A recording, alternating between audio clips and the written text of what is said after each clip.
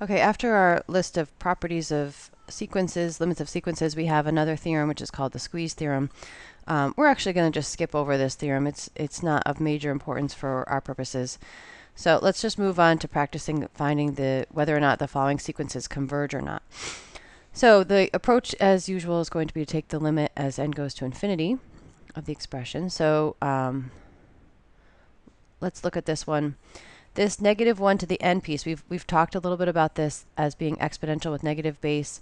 We know that this expression is going to be a -1 if n is odd, and it's going to be a +1 if n is even. So it's basically alternating signs, positive, negative, positive, negative, positive, negative. Now the rest of the expression, we have n over n plus 1, is approaching infinity over infinity. So we're sort of getting like a plus or minus infinity over infinity. But that's certainly close enough to infinity over infinity. So it's we can apply L'Hopital's rule. Okay, so now L'Hopital's rule says that this limit is equal to the limit as n goes to infinity of the derivative of the numerator is 1 over the derivative of the denominator is 1 also. And then we still have this -1 to the n out front. So this is going to just be alternating back and forth between plus or minus, and then the rest of it is going to 1. So this thing is going to either 1 or -1, again, depending on if n is even or odd. So this doesn't converge, right? The point is, again, it doesn't go to a single value. So we would say that this sequence diverges.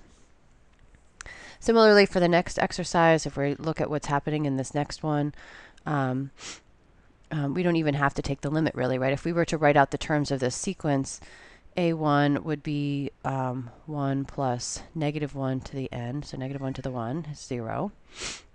And then a2 would be 1 plus a +1, so that would be 2. And so for all odd degree terms, we're going to get 0, and all even terms, we're going to get a 2. So this sequence diverges because it's alternating back and bounces back and forth between 0 and 2. If we wanted to look at it this way, the same sort of thing would apply, that we would say that this thing is equal to 1 plus -1, or 0 if n is odd, and 1 if n is, 2 if n is even. And so this doesn't go to a single term. So we would say that this sequence diverges. Okay, let's look at the next example. We have a polynomial over a polynomial, and in fact, it's a second-degree polynomial over a second-degree polynomial. Make sure when you're looking for degrees, you scan through all those terms, right? And don't get fooled in case it's not written in the right order. All right, so when we go to take the limit as n goes to infinity of a second-degree polynomial over a second-degree polynomial, we could apply L'Hopital's rule, but we could also just take the leading coefficient over the leading coefficient. So this sequence converges to 3/2. Similarly with this one, it's not technically a polynomial because it's a rational exponent, but the logic applies, right? These are both obviously of like the same degree if that term did apply. And so we could just look at the leading coefficient over the leading coefficient again here.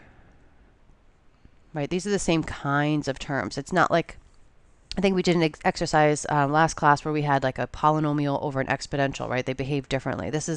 These are clearly like the same kind of thing. And as n goes to infinity, the point is this little old +1 plays no real role in it, right? You take some very large number and you add 1 to it. It's basically just the really large number. So this is the real dominant piece of the sequence. So we would say the sequence converges to 1. Let's look at more examples. Okay, here. So we have the limit as n goes to infinity. We're trying to see, does this sequence converge or not, right? So we're constantly going to be taking the limit as n goes to infinity. Now, because this is a natural log, we actually can take advantage of this property that we've seen already. So this is the same thing as 3 times the natural log of n over 2n. Now, if you're worried you wouldn't have seen to do that, that's totally fine. Either way, direct substitution in both cases is going to give us something of the form infinity over infinity. And it's just that this one's an easier thing to take the derivative of because we don't have to use chain rule. But if you didn't see that, you could totally do chain rule and it works out just fine. Okay, so L'Hopital's rule gets applied here. So the derivative of the numerator is just 3 times 1 over n. The derivative of the denominator is 2.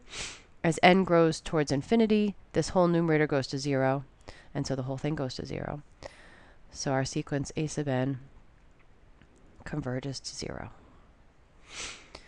Similarly here, in this next one, we go to take the limit as n goes to infinity. Direct substitution gives us infinity over infinity, but we can think of this as n to the half, right? So we can go ahead and just pull down that half. So it's almost identical to this one, except instead of a 3, it's a half. And so again, we get the form infinity over infinity. Again, we apply L'Hopital's rule. And so this is equal to the limit as n goes to infinity of 1/2 times the derivative of natural log of n over the derivative of n. Again, the numerator goes to 0, and so this whole thing goes to 0. And again, a sub n converges to 0. Okay, let's see what's next here. Okay, next up we've got some things with factorials showing up. So factorials might be something that you may not have seen before. So the definition of a factorial is it only applies to integers. And so, for example, 5 factorial is the integer 5, and then multiply it by every other integer less than it until you get to 1. So 5 factorial is 5 times 4 times 3 times 2 times 1, whatever number that gives you.